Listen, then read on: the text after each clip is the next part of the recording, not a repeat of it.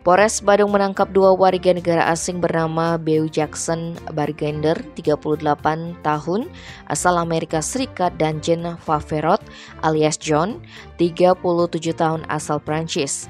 Pasalnya mereka mengkonsumsi obat-obatan terlarang yang masuk golongan narkotika dan psikotropika. Penangkapan kedua turis ini dibeberkan Wakapolres Badung Kompol Putudia Kurniawandari pada Selasa 4 Juli.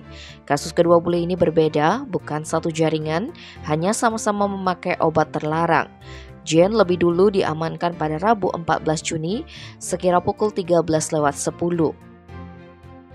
Tim Opsnal Satres Narkoba Polres Badung awalnya melaksanakan pemantauan di seputaran Jalan Segara Perancak, Kuta Utara. Lalu petugas melihat seorang sesuai dengan target keluar dari sebuah villa dan langsung mengamankan. Aparat pun menemukan barang bukti berupa serbuk warna putih diduga psikotropika jenis ketamin seberat 0,20 gram pada 2 piring dalam rak meja. Lebih lanjut, AKP Aji menjelaskan John mengaku obat tersebut hanya digunakan sendiri di dalam villa. Dia berdalih jika narkotika itu sebagai obat karena diduga mengalami depresi.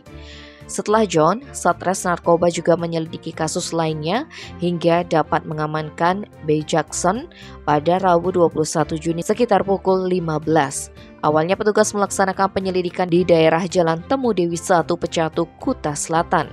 Setelah menemukan alamat tersebut, polisi pun meminta izin untuk memasuki rumah target dan melihat seorang laki-laki warga negara asing sedang di dalam ruangan tamu. Saat itu ada 2 masyarakat sipil yang menjadi saksi. Lalu bule itu diminta menunjukkan barang berupa narkotika dan psikotropika yang ada di bawah tangga di ruang tamu. Pria yang merupakan instruktur gym tersebut mengaku obat ini adalah miliknya untuk dipergunakan sendiri. Beau membeli obat tersebut dari Tokopedia seharga 6,5 juta rupiah, tetapi dia tanpa menggunakan resep dokter.